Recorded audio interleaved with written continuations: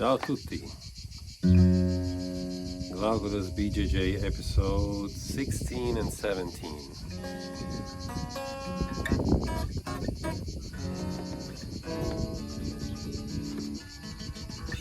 Anyway, just tried to do a little intro. Music is my life, and BJJ is a great passion of mine, so why not combine the two together? It's kind of hard. I can't really bring my guitar to beat up people at jujitsu, so I'll just be a poser when I talk about jujitsu with my guitar. Anyways, episode 16 and 17. Let me just change this up ever so slightly. All right. Episode 16 and 17. Today's Thursday. So last session we did was on Friday. And the session before was on... No, bullshit. Last session was on Monday. The session before was on a Friday. Okay. So the short of it is that on Friday we did octopus guard, and last Monday we did mount escapes. Very basic. So let's try to see if I can recollect some of the stuff from Friday. Jacobo was missing, so Jack and Donnie were leading the class. They're two excellent brown belts. And yeah, I mean, octopus guard is kind of hard for me. I'm not gonna lie. I mean, I'm a white belt, so it was kind of hard to wrap my head around that.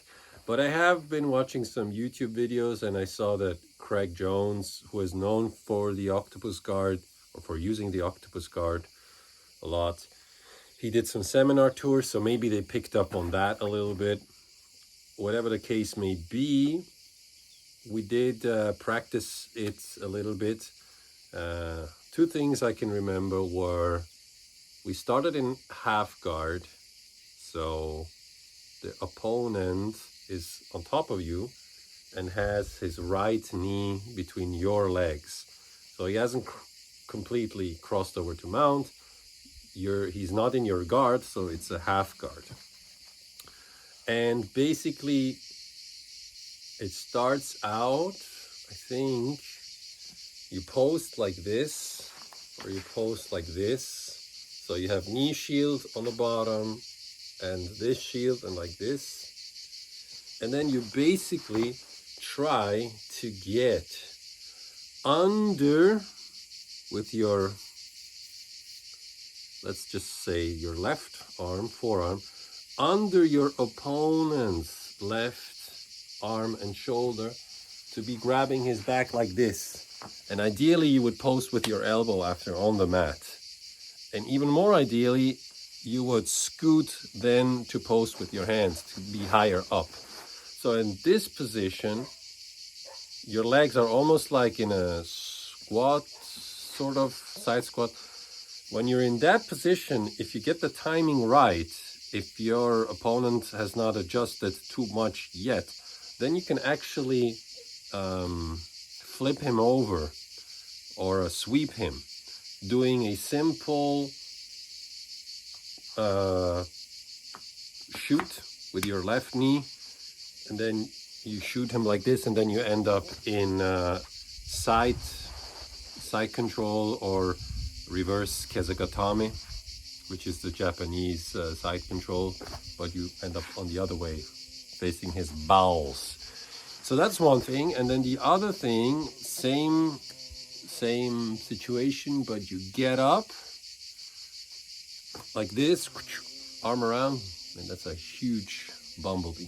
Okay, you get up, you go like this, and then instead of, when you're on your elbow, on your right elbow, you grab his left foot. I always made the mistake of grabbing it with my right hand, but the idea is to reach over with your left hand, and so you can still post, and then sweep him over like that.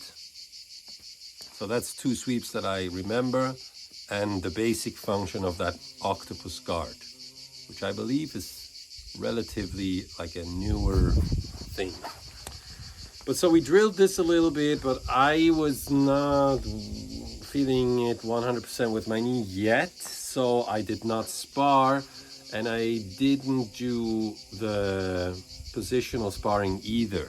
So I just prefer to be there for the technique part, and then I just watched. My ego took a hit, and that was fine for me. And so that was Friday. And Monday we did mountscape, and my knee was feeling better. I've been doing some physio, and I've been very diligent with my physio. I hope you're not picking up the wind too much here. So Monday we did mountscapes, and the escape we learned was to do so if the guy is in mount, right, and you can't put your elbows down, you're on the bottom. The idea is to go like this. If you have your right leg straight and you try to do escape, bending your left leg and go like this, the idea is to push here against the knee, his knee, and up, to create some space, to get your elbows down, and to get on your side. That's a very important concept that I'm beginning to understand. If you want to escape side control, you get on your side. If you want to escape mount, you get on your side. Lots of things you have to get on your side. Even in back take, if you can get in a position where you're on the side, you're much more advantage for you. So that was the first step, escape one, and then you realign on your back shortly, you change your legs, and then you skip to the other side, create even more space, and then you get your leg in, your knee in, or your right one, and then you can get into half guard or knee shield. So that's how we learn to escape mount. One thing that I did naturally was also kind of to escape like this during a sparring session once, and just to get my knee in between. That was already enough for me. I watched some Roger Gracie videos, and he said the most frequent one is getting the knee in there, or the upa. So you grab your opponent's forearm and then you bridge and go over.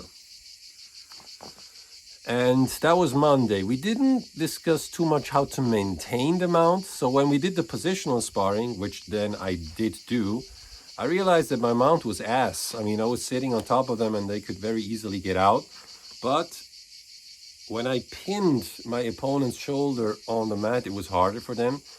When I leaned my weight forward, it was harder for them. But I guess I have to put together still a lot of concepts, with my legs and the weight distribution and where to lean and stuff.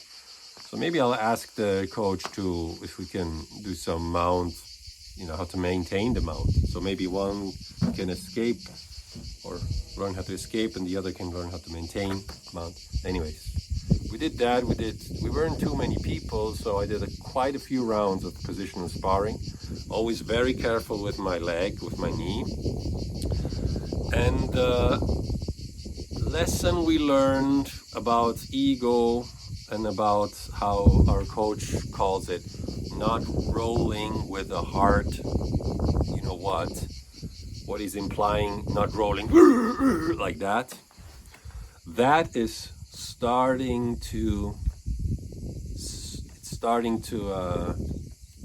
I'm starting to understand that concept now, because when we did positional sparring, or even when we did normal sparring, I think I sparred for 2 rounds, and I did a whole bunch of positional sparring.